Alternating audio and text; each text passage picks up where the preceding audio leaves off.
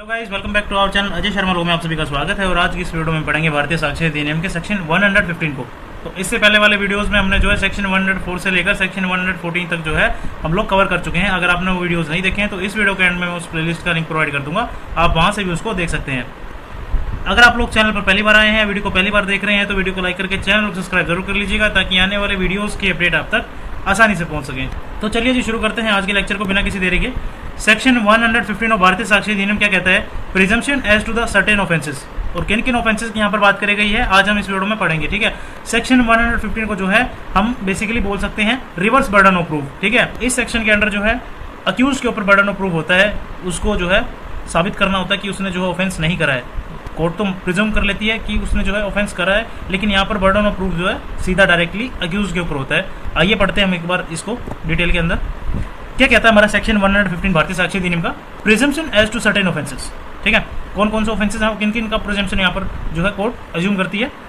Where a person is accused of having committed any offences specified in the subsection 2, any area declared to be a disturbed area under any enactment for the time being enforced, making provisions for the suppression of disorder and restoration and maintenance of public order, or any area in which there has been over a period of more than 1 month extensive disturbance of the public peace, and it is shown that such person had been at a place in such area at a time when firearms or explosives were used at or from that place to attack or resist a member of any armed forces, and the forces charged with the maintenance of public order acting in the discharge of their duties, it shall be presumed unless the contrary is shown that the such person has committed such offences।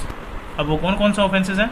Section 115 के subsection 2 वाले किसके बारे में हमें बताता है, हम पढ़ेंगे इसको पूरा डिटेल के अंदर। देखो क्या कहता है सेक्शन 115 का जो सबसेक्शन 1 है, जब किसी भी पर्सन पर जो है सबसेक्शन 2 में दिए गए जो भी ऑफेंसेस हैं, किसी भी ऑफेंसेस पर जो है आरोप लगते हैं उस पर्सन के ऊपर, यानी कि जो भी सबसेक्शन 2 के अंदर जो है बताए गए हैं, अगर उनमें से किसी भी ऑफेंस का आरोप किसी भी पर्सन के ऊपर लगता है और वो किसी ऐसे एरिया में हो जो कि किसी लॉ के अंडर जो है डिस्टर्ब एरिया डिक्लेयर किया गया हो, यानी जहां पर डिसऑर्डर को कंट्रोल करने और पब्लिक ऑर्डर मेंटेन करने के लिए स्पेशल प्रोविजंस लगाए गए हो, ठीक है।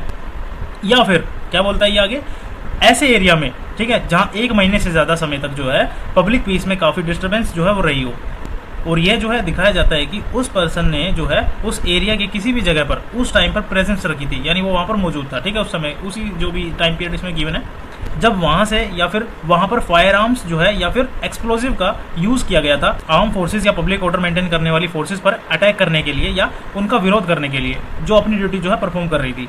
तो कोर्ट जो है ये प्रिज्यूम करेगी, यानी जो है मान लेगी कि उस व्यक्ति यानी उस पर्सन ने जो है वो ऑफेंस कमिट किया है, जब तक कि वो पर्सन जो है इसका उल्टा प्रूव ना कर दे, यानी कि कॉन्ट्ररी प्रूव ना कर दे, यानी कि बर्डन ऑफ प्रूफ उसी पर्सन यानी अक्यूज पर्सन पर होगा जब तक वो साबित ना कर दे ना कि उसने ऐसा कुछ नहीं किया है, ठीक है, तब तक जो है बर्डन ऑफ प्रूफ उसी के ऊपर रहेगा। तो कोर्ट प्रिज्यूम करेगी कि उस पर्सन ने जो है वो ऑफेंस कमिट किया है, तो बर्डन ऑफ प्रूफ अक्यूज पर होगा। तो आइए जान लेते हैं एक बार सबसेक्शन 2 में क्या लिखा हुआ है सेक्शन 115 के। सबसेक्शन 2 क्या कहता है? देखो, the offences referred to in subsection 1 are the following, namely कौन कौन से जो है वो, an offence under section 147, section 148 and section 149 और section 150 of the Bharatiya Nyaya Sanhita 2023। B, criminal conspiracy और अटेम्प्ट टू कमिट और abetment of an offence under section 149 and 150 of Bharatiya Nyaya Sanhita 2023। देखो, सेक्शन 147 से लेकर सेक्शन 150 तक की बात करी गई है भारतीय न्याय संहिता के अंदर जो भी ऑफेंसेस जो है मेंशन है, ठीक है।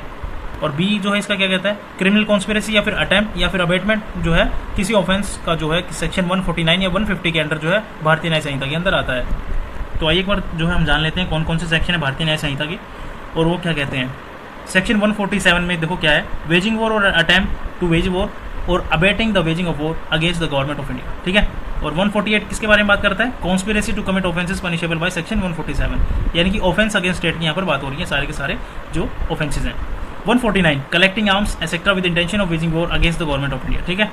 या फिर सेक्शन 150 क्या कहता है? Concealing with the intent to facilitate design to waging war, यानी कि कोई भी पर्सन जो है यानी क्रिमिनल कॉन्स्पिरेसी करता है या अटेम्प्ट करता है या फिर अबेटमेंट करता है या फिर जो है आर्म्स एंड एम्युनिशन को इकट्ठा करता है किस इंटेंशन से? वेजिंग वॉर की इंटेंशन से against the government of India के, ठीक है। तो इन सिचुएशंस के अंदर जो है बर्डन ऑफ प्रूफ अक्यूज के ऊपर रहेगा डायरेक्टली, और कोर्ट तो ये प्रिज्यूम कर लेगी कि जो है उस पर्सन ने जो वो ऑफेंस जो कमिट किया है, तो बर्डन ऑफ प्रूफ किसके ऊपर रहेगा? अक्यूज के ऊपर रहेगा इस सेक्शन के अकॉर्डिंग, ठीक है। इसको हम बोलते हैं reverse burden of proof. So thanks for watching guys, that's all about section 115 of भारतीय साक्ष्य अधिनियम। I hope you really enjoyed this video, so don't forget to like and subscribe। Ajay Sharma, wish you all the best, keep watching।